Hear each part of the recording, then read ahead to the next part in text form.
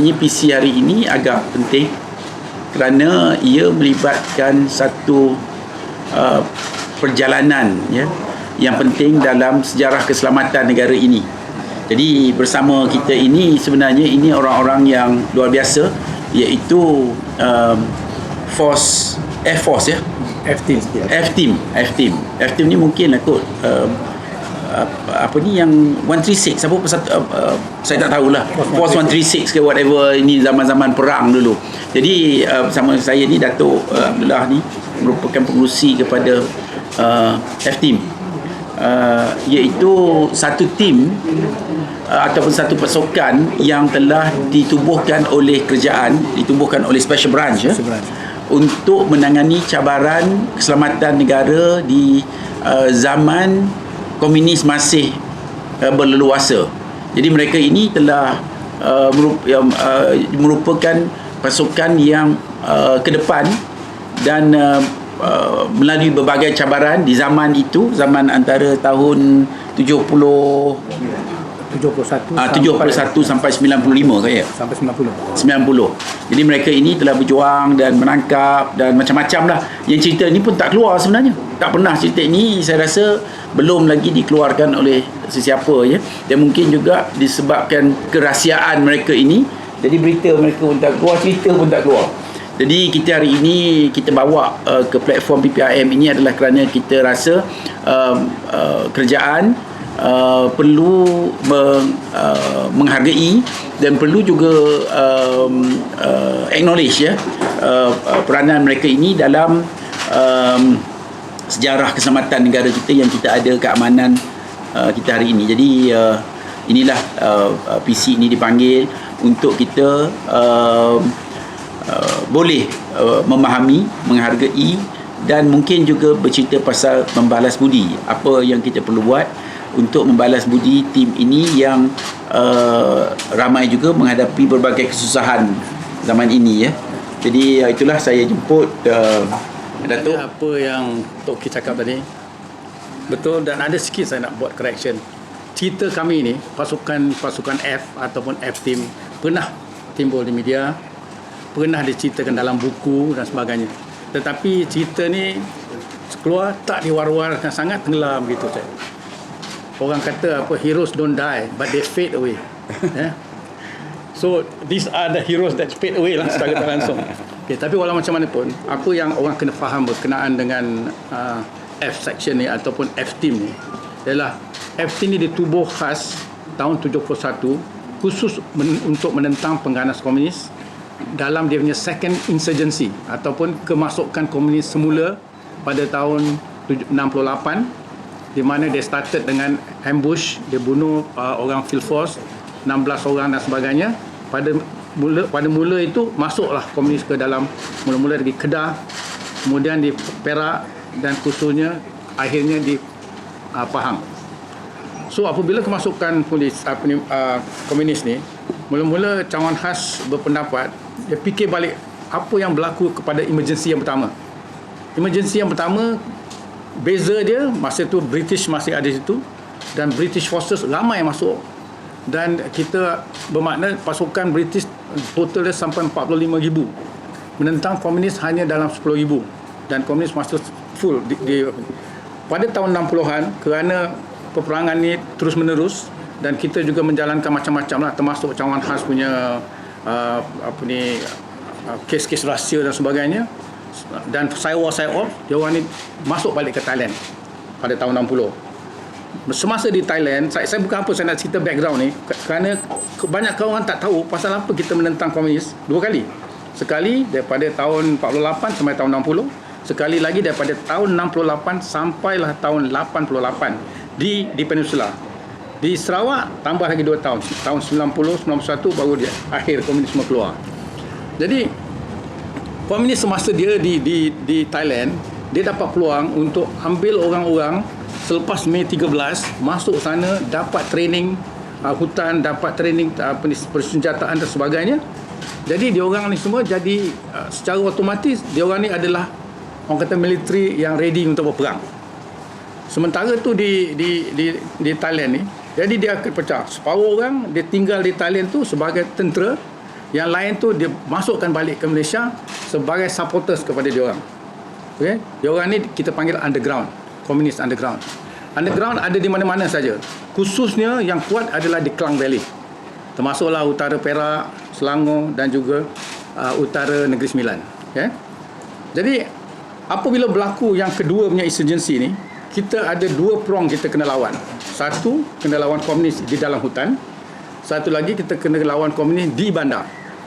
Okay? Yang di bandar ni pun juga bersenjata dan mustahak kepada pengganas komunis yang dalam hutan ni, kerana diorang lah adalah supporters untuk menyediakan rekrutmen, untuk menyediakan makanan, untuk menyediakan persenjataan, military uniform dan lain-lain logistik. So dengan kekuatan ini, jadi masalah kita tak boleh lawan dengan diorang secara khusus, secara guerrilla warfare ataupun secara konvensional. Kita kena fikirkan kita kena melebihi komunis yang ada pengalaman untuk duduk dalam hutan, hidup dalam hutan dan lawan kita daripada dalam hutan. Okay? Jadi apa yang Cawangan Khas buat, dia kata kita tak cukup dengan apa yang kita ada. Semasa tu kita baru form field force dibesarkan daripada 4 batalion sampai ke 21 batalion. Dan polis juga ada komando 69. Banyak orang dengar cerita pasal PPS 69 atau komando 69. Dan juga ada UTK untuk lawan urban guerrilla. Apa yang berlaku kat sini, sekiranya kita lawan dia orang tentang bermakna secara terbuka, dia tembak kita tembak mati dengan dia. Dia punya risikan atau rahsia dia mati dengan dia sekali. Jadi Cawangan Khas fikir macam mana cara kita nak dapatkan risikan terbaru dan latest supaya kita boleh gunakan risikan itu untuk menentang dia balik. Jadi okey, dalam F section, sekarang saya cerita pasal formation lah. Dalam F section ataupun team F ni, kita mula-mula dia form tahun 31 bulan Mac tahun 71 kalau to be exact. Hanya ada 15 orang sahaja dan pegawai ada 3-4 orang pegawai. Jadi kalau nak fikir dari segi logik, berapa kerat ni, macam mana dia nak lawan komunis. Jadi diorang ni asas F, dia punya kerja adalah mendapatkan intelligence atau risikan-risikan baru, dan kemudian tu kita rasa setakat ini saja tak cukup. Asal diorang ni semua adalah bekas-bekas komunis, di mana orang-orang ni surrender ataupun ditangkap semasa emergency yang pertama dan juga emergency yang kedua. Orang-orang ni digunakan untuk melawan pengganas komunis di dalam hutan dan di luar. Orang-orang ni lah kita gunakan untuk membantu kita, untuk memberi kita pengetahuan berkenaan dengan komunis dan dia punya taktik-taktik dan sebagainya. Okey, daripada itu apa yang berlaku apabila kita tengok sini, tak berapa lama section ni ditubuhkan, 4 bulan kemudian dia orang dihantar ke Kedah kerana dah dapat satu risikan mengatakan ada satu gerombolan komunis masuk ke Kedah sampai ke peringkat Kulim. Apabila di Kulim, dia orang ni mengacau penoreh getah dan sebagainya. Jadi kita dapat risikan. Daripada itu kita dapat risikan dan pasukan ini pergi meninjau dan sebagainya. So dapat satu macam mana cara nak menentang komunis ni. Untuk memendekkan cerita, pasukan F berjaya untuk bekerjasama dengan tentera dan pasukan komando 69 dan dibunuh 9 komunis daripada grup ni. Makna seorang pun tak terlepas daripada grup ni. Secara tak langsung Kedah bebas untuk sementara waktu pada tahun 71, 4 bulan selepas pasukan F ditubuhkan. Jadi pasukan F lepas pada ini, kita berpendapat kalau misalnya kita tembak mati macam saya cakap ni, kita tembak mati, komunis akan mati dengan risikan sekali. So apa yang kita F fikirkan, dia kena tambahkan orang supaya kita boleh cari risikan dan juga boleh bertindak kalau terpaksa. Jadi tugas utama pasukan F ni adalah untuk menangkap hidup dan kita akan gunakan orang yang kita tangkap ni untuk dipujuk bekerja sama dengan kita dan menentang komunis. Bermakna secara tak langsung menentang kawan-kawan dia balik lah. Dan kita juga buat satu macam perjanjian yang kalau boleh kita tak nak bunuh. Kita hendak je orang ni balik ke masyarakat dan hidup sebagai rakyat di Malaysia. Okey. Jadi apabila lepas tu kita start, kita bantu Perak. Di Perak kita dapat dalam 3 operasi kita buat, kita dapat bunuh 2 dan tangkap 2. Orang yang kita tangkap tu kita serah kepada Cawangan Khas Perak untuk digunakan risikan-risikan operasi masa depan. F, lepas tu kita berkembang. Kita jemput orang-orang daripada bekas 69, daripada field force masuk ke F. Apabila masuk ke F, kita train dia orang ni. Bezanya pasukan F ni, kita bertindak dengan pengetahuan daripada 4 pasukan. Daripada field force sebagai background, daripada Komando 69, daripada tentera, dan akhirnya daripada UTK.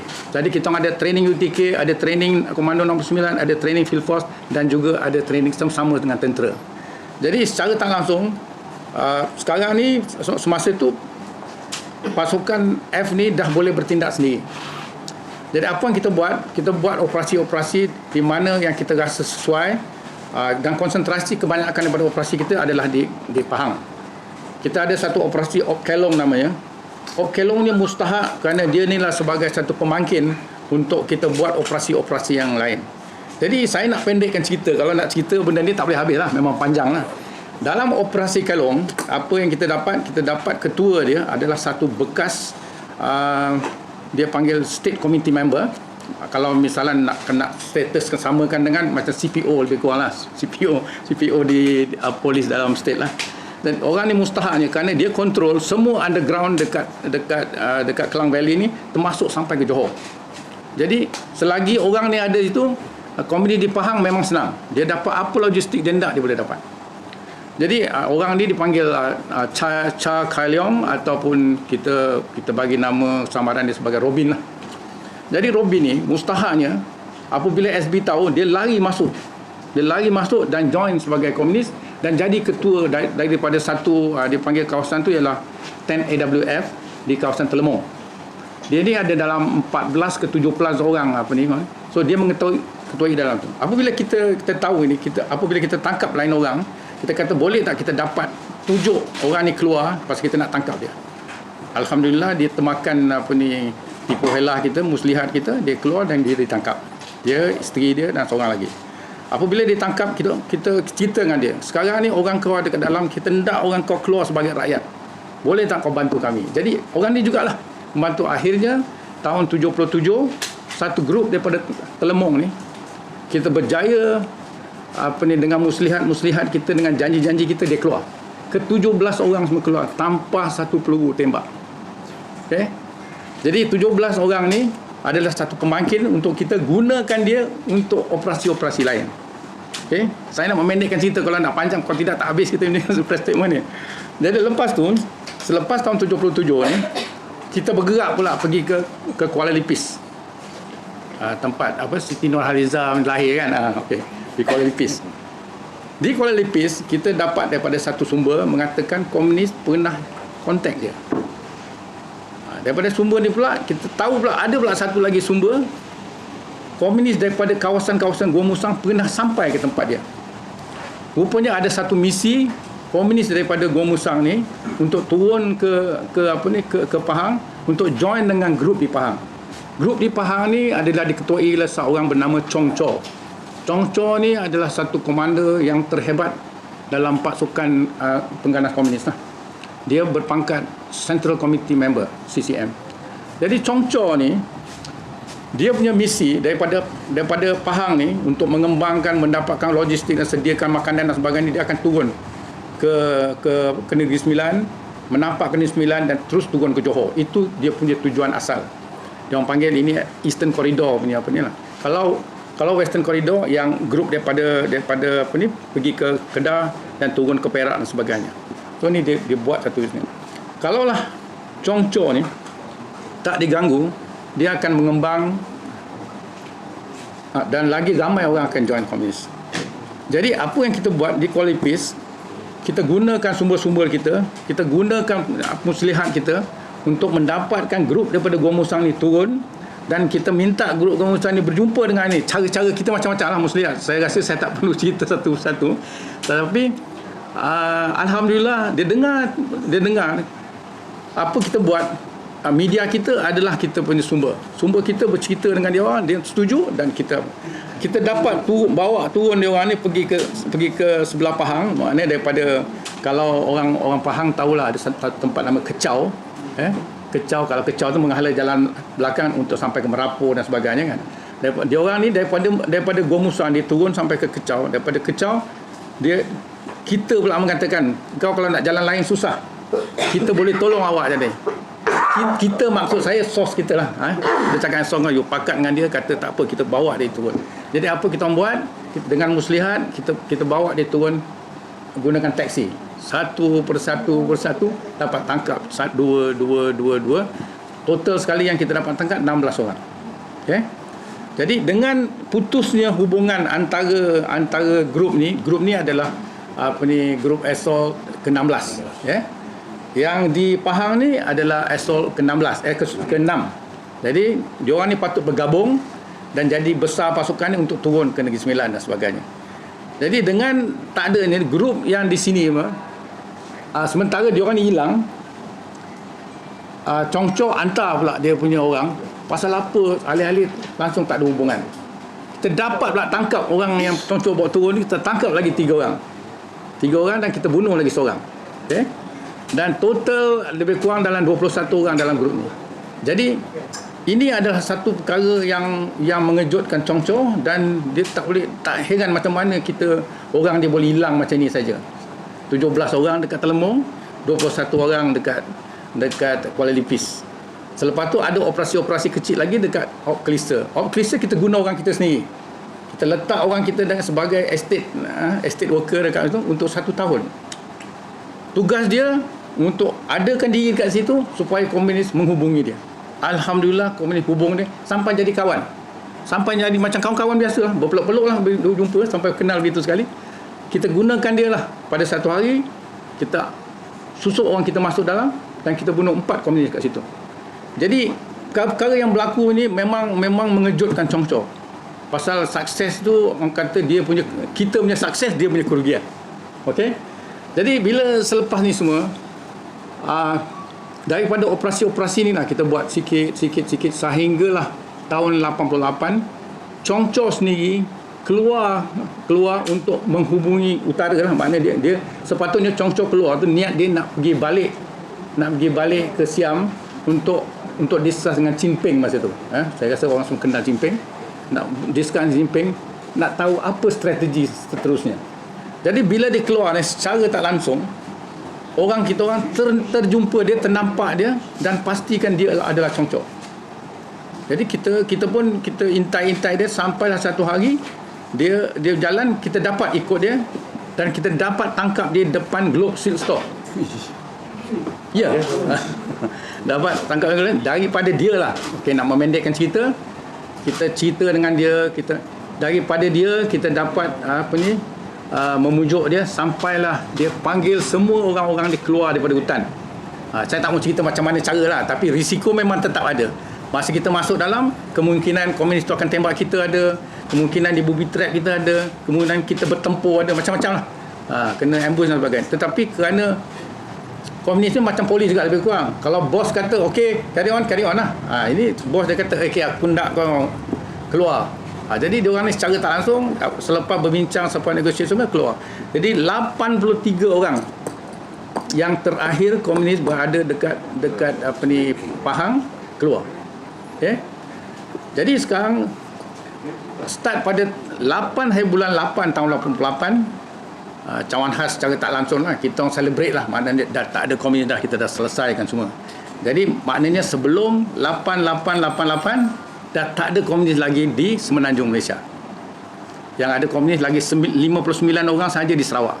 Itu pun secara tak langsung orang F pergi sana, kita dapat berbincang, kita pujuk dia orang semua keluar kemudiannya 59 orang. So habis sudah tak ada lagi komunis sejak tahun 91 saya. Exact date saya tak ingat, tapi semua satu. Jadi secara tak langsung kalau kita ingat, kerajaan kita ada berunding dengan komunis pada 2 bulan 12 tahun 89, di mana komunis letak senjata dan mengaku dia tak akan berperang lagi secara persenjataan, tak ada berjuang secara bersenjata lagi lah. Jadi benda ni berlaku di Hak Nyai. Dan selepas peletakan senjata ni, atau sebelum peletakan senjata ni, bermakna itu tahun 89, walaupun komunis dah habis dekat Malaysia, Simping masih tak tahu yang orang dia dah tak ada lagi dah. Dia masih tak tahu. Jadi masa perbincangan tu dia minta 11 demand. 11 demand, satu daripada demand ni saya ingat semua orang tahu. Semasa zaman tahun 55 masa ada apa ni? Masa baling talk kan. Masa baling talk pun satu daripada yang dia minta ialah boleh tak Komunis Parti ni di-legalize atau disahkan sebagai satu daripada parti siasat dekat luar. Dan memang kita memang tak setuju daripada mula lah. So kita tolak. Selain pada adalah dia minta imbuhan, dia minta tanah, dia minta apa ni, kalau boleh peluang perniagaan macam-macam. Maknanya dia nak keluar sebagai rakyat biasa, dia minta ni semua. Jadi susah masa tu kita punya Tan Sri Rahim Noor susah nak orang kata nak setuju dengan benda ni. Jadi apabila kita bisik kepada Rahim Noor, apa lagi kita nak lawan? Dia dah tak ada siapa lagi nak lawan. Dia dah tak, orang kata tak ada peluang nak bersuara dah. Jadi bila kita cakap gitu, you dah tak ada orang dekat Peninsula, macam mana nak lawan? Jadi, dengan itulah menyenangkan apa ni perjanjian peletakan senjata tu. So secara tak langsung habisnya selesainya komunis ni untuk apa, kita ada 2 Disember 89 punya peletakan senjata tu, jadi negara kita bebas. Dan kalau orang nak tahu, orang yang paling gembira masa itu ialah Tun Dr. Ismail lah sebagai Perdana Menteri masa itu, kerana lepas ni kita tak ada masalah lagi dengan komunis, segala wang kita boleh concentrate dari segi ekonomi. Okay? Jadi kalau kita tengok apa yang berlaku saya cerita tadi, F section ni peranan ni adalah mustahak sangat.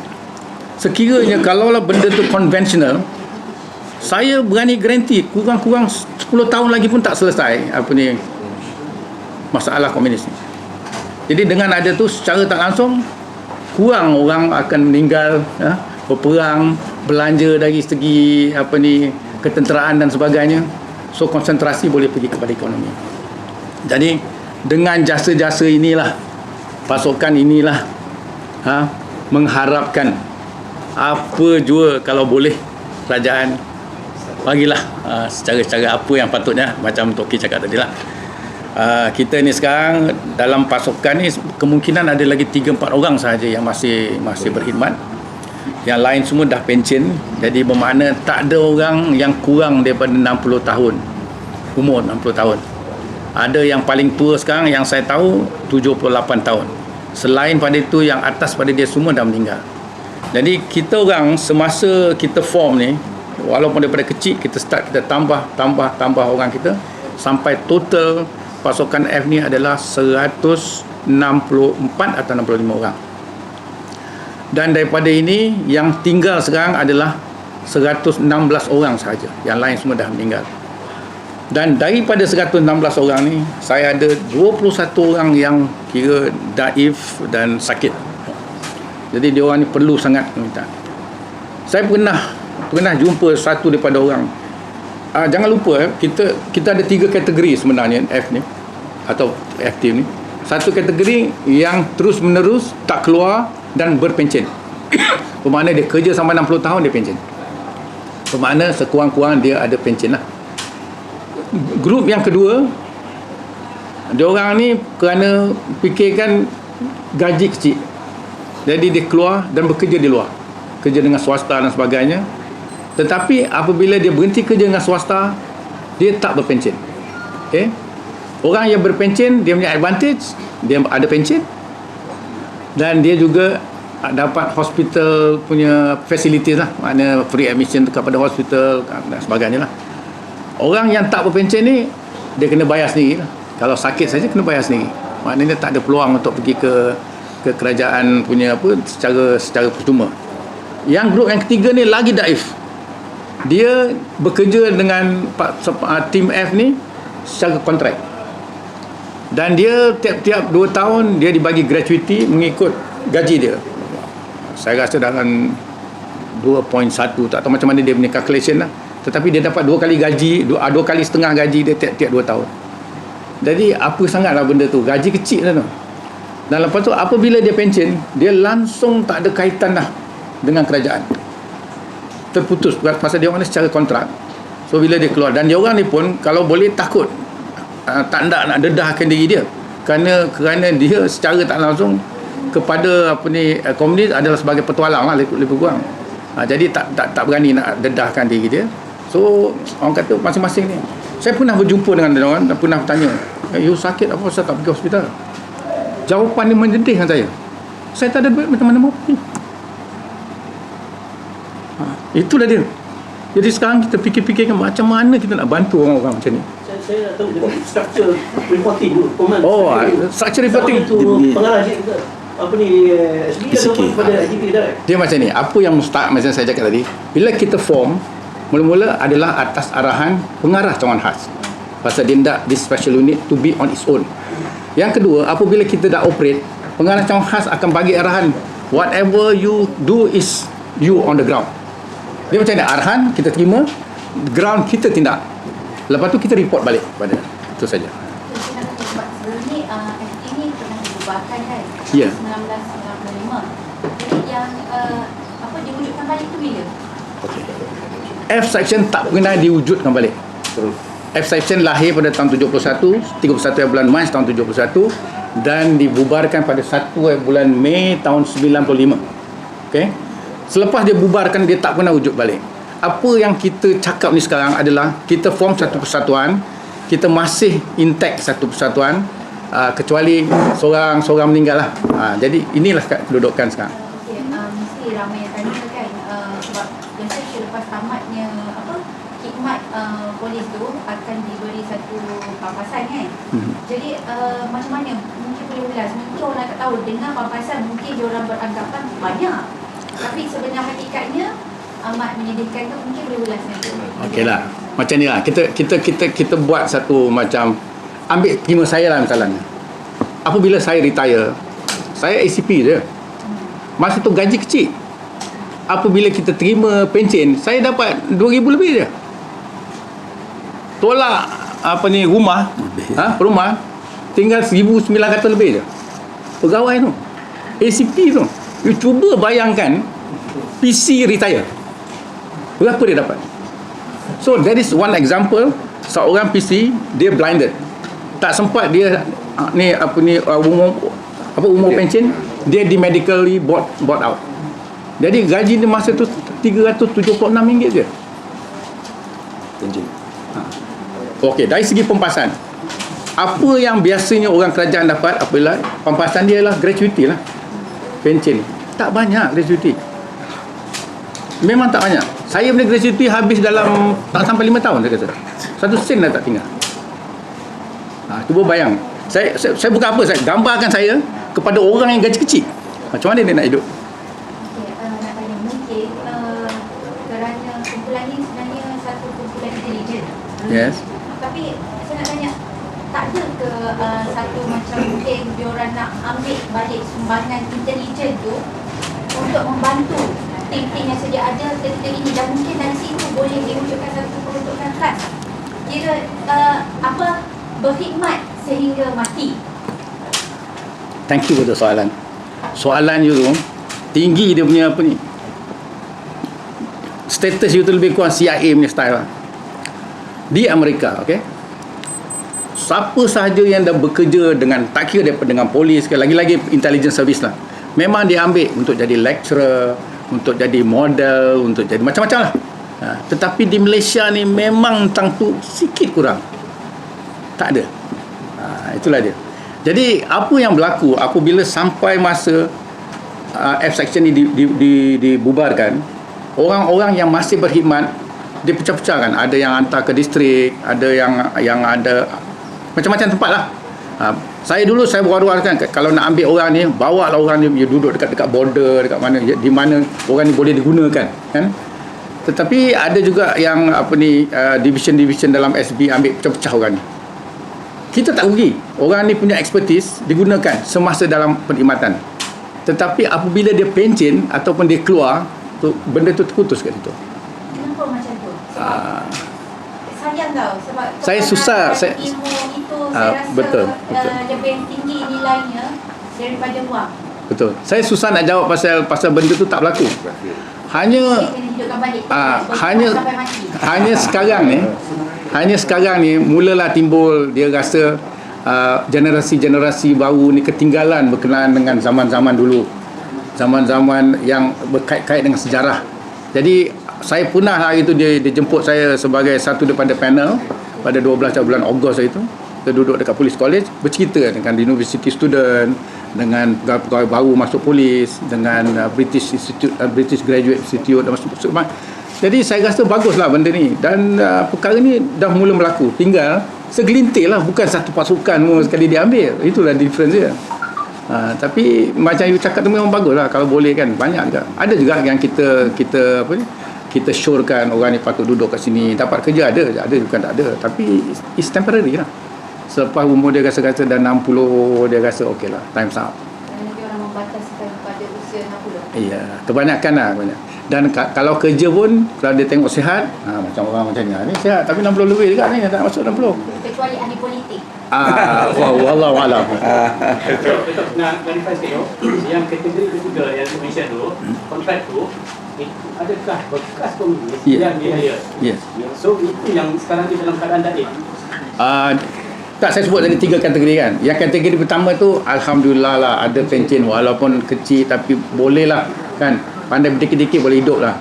Yang kedua tu dia orang keluar awal, dia orang memang bekas polis dan sebagainya, tapi dia orang ni habis lah. Kalau EPF dia tak besar lagi cepat habis, cepat apa lah maksud saya. Lepas tu kena lah cari jalan lain kan. Yang ketiga ni dia punya problem is, nombor satu, apabila semasa dia orang masuk pasukan F, dia orang ni pun ada yang dah berumur. Masa saya masuk F, umur saya masa tu baru 26 ke 27 tahun. Dia orang ni dah 43 tahun. Dia punya beza. So semasa dalam perkhidmatan, saya mula-mula terkejut. Dia tua ni macam mana nak lawan komunis ni? That was saya punya apa ni, perception mula-mula. Tapi saya terkejut. Dia lebih kuat pada kita, lebih cekap pada kita, lebih pandai pada kita pasal hutan ni. Kita kalah. Dia jalan dalam hutan, kita tak boleh keep up. 40 lebih, kita 20 lebih. Very good. Loyalty dia first class. You tak boleh lawan. Saya pernah satu orang, kita nak bergerak masuk. Di belakang saya militeri tunggu tengok kita orang, apa yang akan berlaku. Dia ingat satu hari sekejap lagi meletup lah, ada booby trap. Kawasan tak ada siapa berani naik tu. Kawasan tu kami diarahkan untuk naik ke kawasan tu untuk tanam booby trap, kerana selalu ada satu tempat tu, kat situ lah komunis pergi tembak balik. Orang kata tembak bukan boleh kena pun, jauh pun, tapi menyakitkan hati. Sengaja tak tembak. Jadi askar tembak lah balik, free dia tembak. Dia tembak dia memang tak boleh buat apa. Jadi kita fikir macam mana kita nak kenakan komunis. Jadi kita pergi sana kena. Yang bekas komunis saya tak apa. Saya cakap macam mana kita nak bergerak. Ini ada tempat yang ada booby trap. Lepas tu ada sappers. Ada apa ni yang apa dia panggil detector, booby trap ni detector. Askar dia ngek tak bergerak. Ngek tak bergerak. Saya pun pandang dengan bekas komunis, dia pun pandang saya. Saya kata macam ni besok kita sampai. Saya cakap itulah, saya takut kita kena tidur sini dia. Lepas tu cakap mana? Tak apa tuan, saya jalan dulu. Dia kata saya jalan, puan ikut sampai tapak. Dia buat. Berani dia tak berani. Terikutlah tempat ni. Sampai kita sampai tempat tu. That kind of bravery kan. Very loyal. Berapa ramai tu? Okay. Dia orang ni saya ingat ada dalam 30 ada rasanya. Ada 30 lebih rasanya ada. Dia macam ni lah. You ambil saya punya anggaran tadi 17 21 17 12 macam itulah, lebih kurang ramainya dia orang. So that means about nearly 40 lah, 40 orang. They come and go. Apabila ada tu, bila dah tua, dah sakit, ada yang meninggal, masuk perkhidmatan dan sebagainya lah. So this group memang daif. Kerana apabila dia keluar daripada ni, nombor satu, dia tak berani nak kerja tak tentu arah. Dia takut nanti orang boleh detect dia, mungkin bunuh dia dan sebagainya. Dendam kan. Dia kata, dia ni dulu, inilah petualang-petualang. Jadi satu, maknanya dia tak boleh bebas bekerja di mana-mana. Yang kedua, memang dia keluar, dia punya last gratuity itulah 2 kali gaji, 2,5 kali gaji last gratuity. Lepas tu tak ada apa. Okay? Kalau dia tak berani nak bekerja mana-mana, lepas tu gratuity dia banyak tu, macam mana dia nak hidup? Jadi orang ni lah yang dia harap dia tak sakit. Macam itulah dia punya cara hidup. Cong-cong masuk dalam skip. Tak ada. Tak ada. Masih hidup? Congco tak, dah mati dah. Tak, sebenarnya yang 83 bekanan yang Last. dapat ditangkap hidup-hidup tu, apa jadi dengan mereka sekarang? Oh, dia macam ni.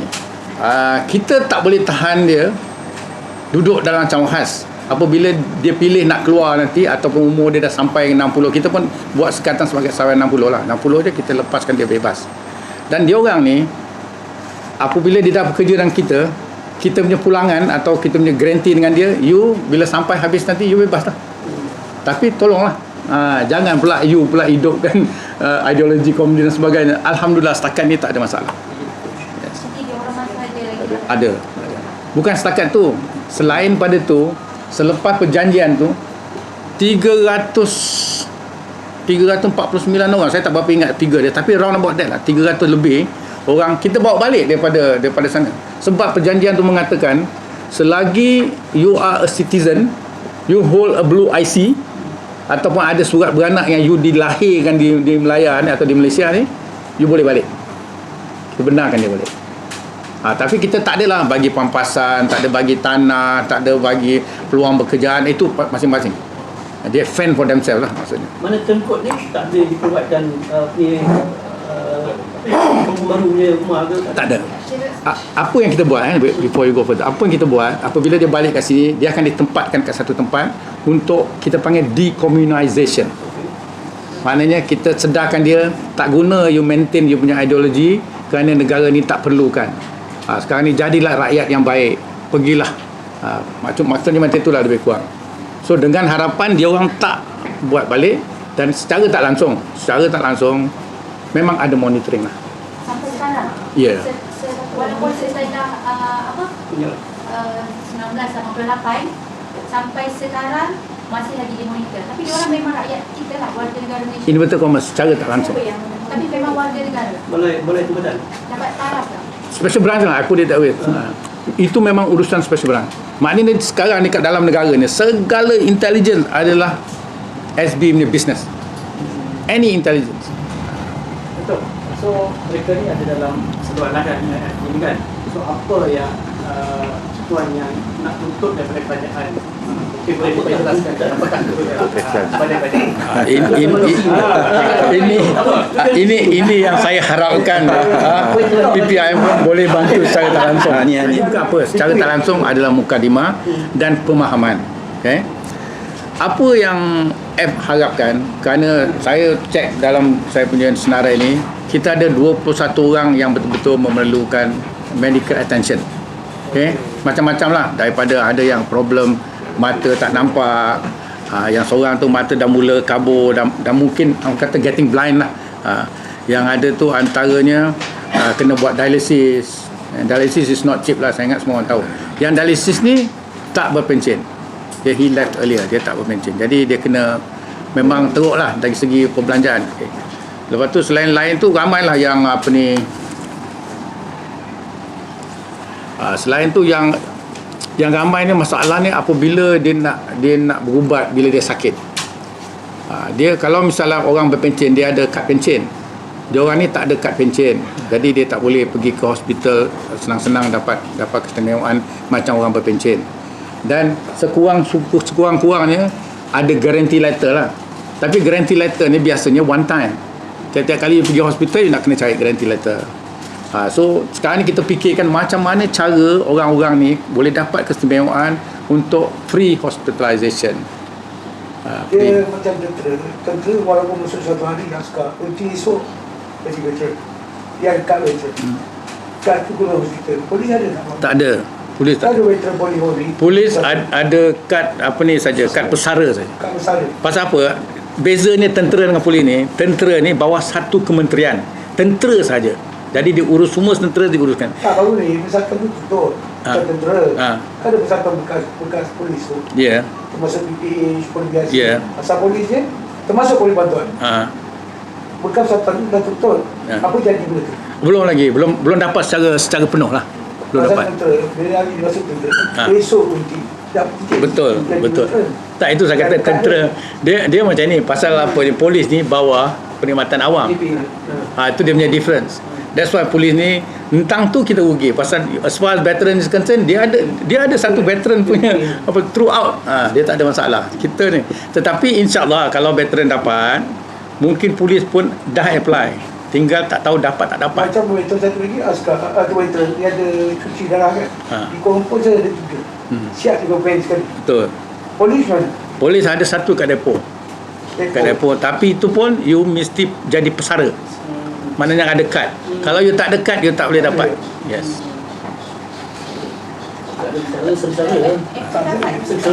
Apa ni? Banyak ada komponen F. F yang berpencen tak ada masalah. Yang tak berpencen tak dapat lah kat pesara.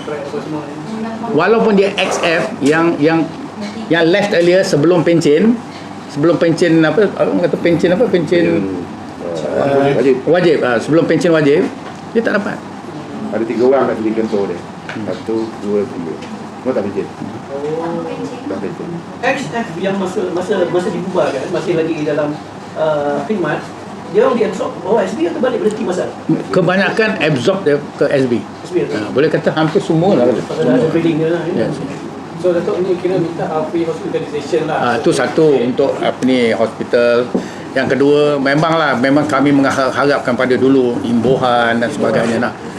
Dan selain pada itu macam satu pengiktirafan lah pasal benda ni macam saya cakap tadi lah, heroes don't die but they fade away kan. Kami ni fade away lah. Yang jadi fade away ni macam ni, misalnya katalah satu ketua kami kita tak payah sebut nama lah, satu ketua misalnya ketua yang top, kalau dalam polis IGP lah, katalah apabila IGP itu memahami kita, tapi sebelum sempat dia nak implement kan, dia pencet, then orang lain take over kan. Macam tu juga. Dan sekarang ni saya rasa ni IGP punya tenure pun habis tinggi 2 tahun. Jadi 2 tahun ni sebagai IGP saya rasa memang tak cukup dia nak implementasikan macam-macam policies. Dah dibawa ke atas Pernah. Satu rasa dah pernah buat. Dan okey, satu perkara lagi. Saya sebenarnya kita dalam F ni pasal kerja-kerja F ni adalah diklasifikasi sebagai rahsia besar Sisero. So benda tu dia declassify ataupun dalam bahasa Melayu apa declassify statusnya apa ni. Jadi hanya tahun 2016 itu pun arwah seorang pegawai nama Datuk Sofian Makinuddin. Datuk Sofian Makinuddin ni pernah kerja bawah saya cakap dia tolonglah apa yang boleh tolong. Jadi pada itu dah dia apa yang dia buat, dia mendedahkan cerita pasal F ni dan dia minta benda ni diklasifikasikan. So sejak tu baru cerita F ni start didedahkan 2017 sebenarnya. 2016 tu kita berjumpa dan kita ceritakan F punya masalah dan F punya pengorbanan. 2017 dia declassify, baru dia cerita, dan kita buat satu buku. Dalam buku tu kita bukukan cerita-cerita pasal F dan sebagainya. Buku tu masalahnya tak dijual di luar, dia in-house. Maknanya siapa yang attend masa tu kita serah langsung satu buku. Saya ada. Ya. F tu sebenarnya maksudnya apa? F tu macam ni. Memang semua orang tanya, dia curious pasal apa F. Okey, F sebenarnya dalam satu division kita ada kita panggil E1 division. Dalam division tu kita ada apa ni? Tok, mic tu tak dekat sikit yang biru tu. Yang satu lagi tu. Tak dengar suara. Tak dekat dengan tu lagi, dekat ni. Lagi? Dekat dengan tu. Oh, macam itu. Tak Okey. dengar. Tak cakap tadi. Okey. Ni apa? Where was I tadi? Banyak sangat cerita. Okey, F. Jadi dalam ini, dalam division tu, F ni di bawah E1 division. Jadi dalam division tu ada section F, section A, B, C, D, E. Jadi F masa tu another section kita form. Kemudian campur-campur. Jadi bila secara tak langsung kita namakan F ni, satu kita punya motto adalah hanya yang berani. Okey. Yang kedua, F tu adalah fighter, fighting, fearless. Semua kita masuk ni. Jadi mana ada satu masa dulu orang tanya, dia kata pasal apa ada orang minat masuk. Dia kata yang minat nak masuk M ni adalah orang gila. Kerana you terpaksa, risiko dia very high. You see, saya pernah duduk dalam field force. Tiap-tiap kali operation tak pernah jumpa komunis. Tak pernah jumpa bekas komunis pun. Tetapi dalam F, tiap-tiap kami nak pergi, kemungkinan bertembung ni is 90%. Macam tu sekarang. Yang tadi muncul yang media, dia kata punca kejayaan sumber aktif ni. Media macam mana? Oh, dia macam ni, macam intelligence lah. Yang mustahak sekarang, first kita kena terima intelligence. Yang kedua, kita kena tahu pada siapa kita terima intelligence tu. Sama ada orang yang bagi intelligence tu sanggup tak nak bekerjasama dengan kita. Kalau sanggup bekerjasama tu satu soalan. Sanggup bekerjasama 100% tak dengan kita? Maksud buat media tu macam CIA lah dia. Tak, bukan itu. Sumber lah, sumber. Jadi baiklah, apa harapan lepas ni? Satu memang harap dapat bantuan daripada perubatan semua kan. Perubatan. Mungkin nak buat tabung khas ke apa harapan? Dia mula-mula kami mengharapkan pengiktirafan. Bermakna you kena iktiraf yang pasukan ni telah berjasa kepada negara. Okey, number one. Yang kedua ialah kalau you iktiraf, you kena bagi something sebagai penghargaan. Mungkin imbuhan. Mungkin ini terpulang pada kerajaan lah. Mungkin imbuhan. Mungkin kalau kerajaan-kerajaan negeri pula nak sekali berserta dengan ini, mungkin tanah kan. Lepas tu selain daripada itu, mungkin pingat-pingat kepada yang masih tak dapat. Dia pingat dia macam ni. Apabila berlaku, kita kena recommend. Dalam F ni kadang-kadang bila berlaku kita tak boleh recommend sebabnya benda tu masih rahsia. Masih rahsia dan masih ongoing. Itu sebabnya tak ada. Jadi ada orang yang sepatutnya dapat awal tak dapat sampai sudah. Jadi apabila benda ni makin lama, makin lama dia lagi makin lupalah orang. So this is the problem. Jadi itu pun satu daripadanya. Kalau boleh kita harapkan yang mana patut diberi itu atau berhak diterima kena bagi. Itu satu lagi pengiktirafan lah. Selain pada itu, itulah macam ini guarantee letter macam saya dah sebut dah tadi. Kata semua. Cadangan tu yang pingat itu memang automatik lah. Dia kalau tak ada imbuhan tanah, kalau tak tanah apa-apa peluang sajalah. Itu satu. Dan last sekali dia okey, satu lagi orang kena faham pingat. Bila kita cerita pasal pingat ni macam-macam. Ada pingat, ada title Dato' Tan Sri dan sebagainya. Itu satu part. Satu part lagi, ada pingat dia berkait dengan ada monetary award sekali dengan pingat. Saya tak tahu you all faham tak apa saya nak kata. Misalnya kata, okey, dalam federal punya award dia ada bravery award ataupun pingat-pingat keberanian, ada 4 kategori. Kategori pertama SPGP, Setia Pahlawan Gagah Perkasa. Gagah berani, gagah perkasa. Yang kedua PGB, Pingat Gagah Berani. Yang ketiga JPP, dan sekali dengan JPP ada satu lagi ni RTU dia panggil ni untuk tentera udara, JPP. Last sekali dia panggil Dispatch and Mention. Dispatch and Mention ni tak ada duit. SPGP dapat 2,000 sebulan dan dia akan bayar allowance sampai mati. Ini cerita pasal mati. Cerita pasal sampai mati kan ni. Siapa dapat SPGP dia akan dapat allowance sampai mati. Selagi dia tak mati dia akan terima allowance tiap-tiap bulan RM2,000. Yang PGB ni RM1,500. Kedua-dua ni dinaik taraf semasa zaman yang amat berhormat Najib Razak sebagai Perdana Menteri masa ni. JPP pun dia juga. JPP RM1,000 sebulan. Dispatch and Mention tak ada apa-apa. Okay. Apa yang saya cuba nak war-warkan, kalau Federal Award ada duit, apa asal State Award tak ada duit? State Award yang Bravery Award sepatutnya pun ada nilainya.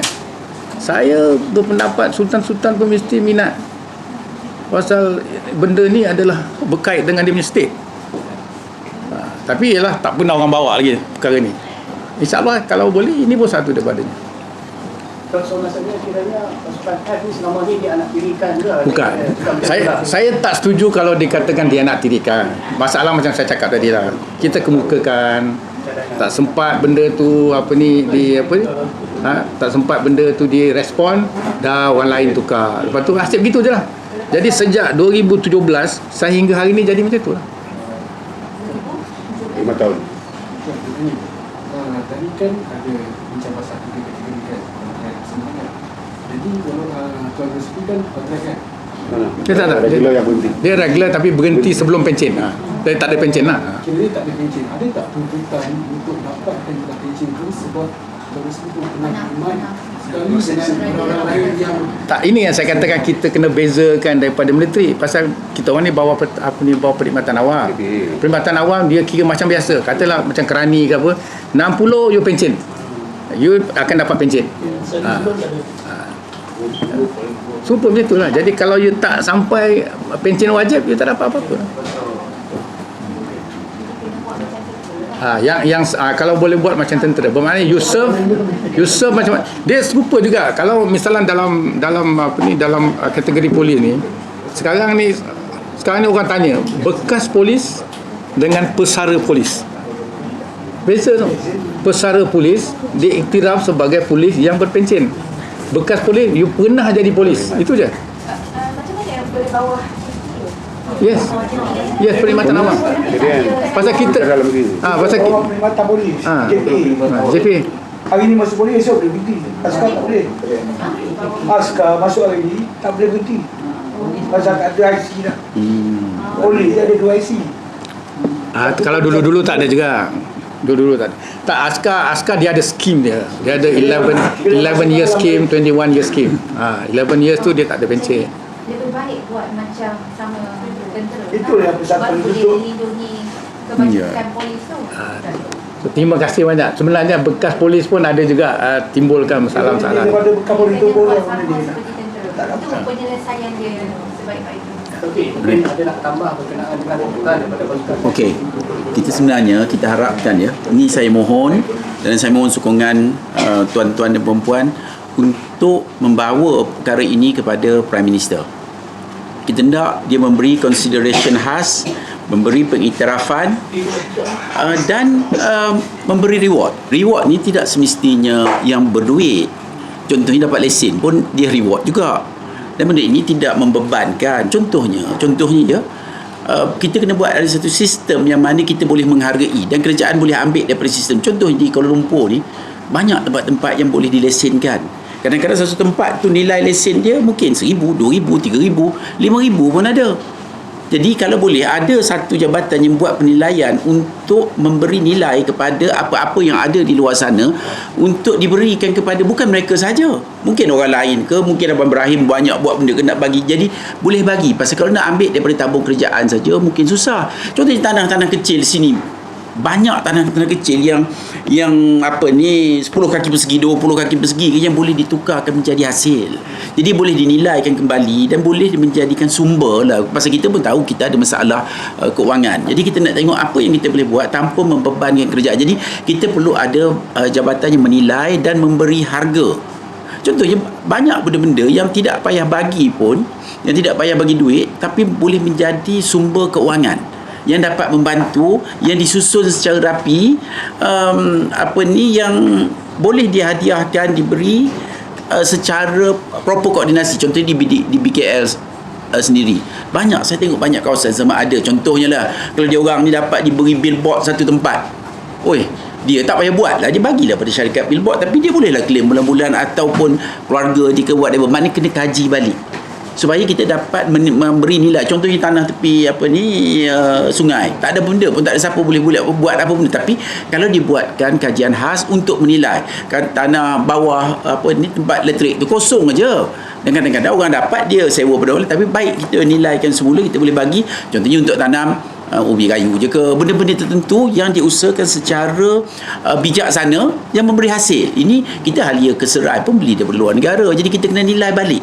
Pasal nak nilai duit ni berat lah, banyak juga. Kalau dah ini satu, orang lain pun ada minta juga, bekas atlet lah, macam-macam orang minta. Jadi kita minta PM nilaikan kembali satu nilai dan beri jawapan macam mana. Maknanya mungkin seluruh Malaysia ni berapa banyak majlis ada. Kalau satu majlis boleh bagi 100 tempat, dah berapa ribu dah boleh jadi satu jentera untuk menggerakkan ekonomi bagi membantu atau apa-apa usaha. Maknanya kena ada keikhlasan. Kalau tidak dia cari, dia dapat, dia ambil sendiri pun ramai juga. Tapi tak apalah, yang itu satu hal yang ni kita nak buat supaya kita dapat mewujudkan satu punca dapat menghargai. Pasal dalam proses ini yang penting adalah menghargai.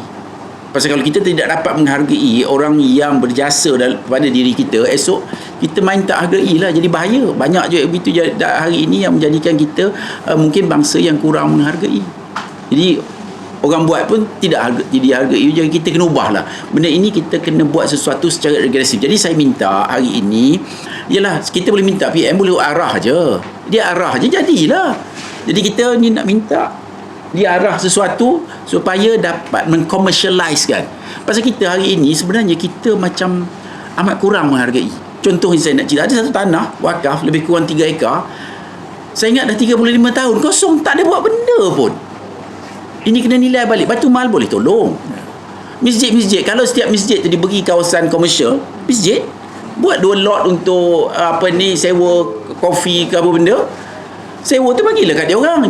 Mungkin nak usaha tu susah, tapi maknanya kita kena buat koordinasi supaya mereka boleh dihargai tanpa melibatkan sumber keuangan yang kita hari ini mungkin agak berat nak hadapi lah. Jadi kita kena tengok kaedah lain, dan kita pun willing.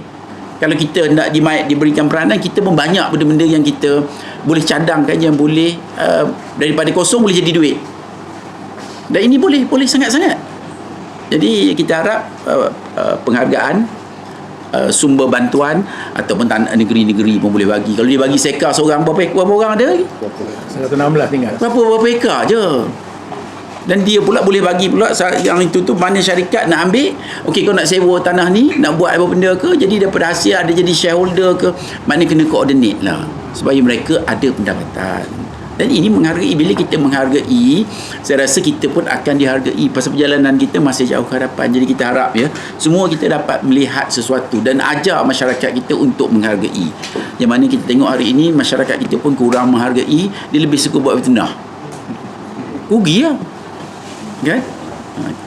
Jadi tadi ada sebab 8888 tu adalah tutup. Dia macam ni. Tarikh tu we celebrated, special branch celebrated kerana dah tak ada komunis lagi dekat apa. Tapi kita akhirkan diorang ni awal sikit pada tu. Kalau tak silap 2 bulan ke 3 bulan sebelum tu. Soalan saya adalah kita merdeka pada 1 Ogos 1957 belum dan hari ya. Malaysia adalah 16 September 1993. Ini tak ada. Jadi bila dah tak ada komunis 8888 tu, apakah sebenarnya kemerdekaan pada tarikh 1957? Kalau you cakap macam tu, saya ingin syorkan 2 hari bulan Disember tahun 1989 tu sepatutnya kita celebrate. Pasal kerana kita dah tak ada komunis lagi. They lay down their arms lah. Kita menang. Merdeka sebenarnya 1988 tak. Jangan cakap macam tu. Marah PM nanti. You see what happened? Kalau you ingat, lebih kurang sometime ago ada masalah masa DAP timbulkan cerita dekat Kajang kan, dia timbulkan diorang pakai uniform komunis dekat sekolah dekat Kajang ya kan ada satu. Jadi orang bertanya dengan saya semasa saya buat panel gitu. Dia tanya, dia kata ada kemungkinan tak yang komunis ni akan timbulkan balik revolusi? Saya kata tidak. Kemungkinan dia orang take up arms tak ada. Tetapi ideologi komunis tak ada siapa boleh halang orang nak tahu pasal ideologi komunis. Tak ada siapa boleh halang. Asalkan you jangan gunakan ideologi itu untuk memberontak kepada kerajaan. Itu dah lain cerita. See the difference. Sebab saya kata ideologi apa? Ideologi serupa macam agama-agama lain. Tak ada siapa boleh halang you nak belajar agama lain. Yang buku ideologi komunis yang dulu itu memang tak ditarik balik. Dia ada buku memang dah diharamkan, tak boleh apa ni lah. Tapi ada buku macam Karl Marx, macam buku ni boleh dapat dekat library saya rasa. Right, untuk ilmu. Okey, terima kasih. Satu saya minta, sebab apa saya very particular about it. Saya tak hendak mengatakan PDRM menganaktirikan kita orang, tidak. Tolong tidak. Kita pun melalui PDRM pun kita ada minta. Sebenarnya saya baru juga hari tu jumpa dengan IGP, ada perkara saya minta diketengahkan balik pasal F. Kalau yang mana kita tak dapat dulu, boleh tak kita masih ada harapan untuk dapat. So melalui channel PDRM pun kita masih juga dan melalui PPIM pun kita mengharapkan jugalah. InsyaAllah di mana-mana pun tak apa, asalkan benda tu betul pada saya, itu je. Okey, terima kasih. Terima kasih.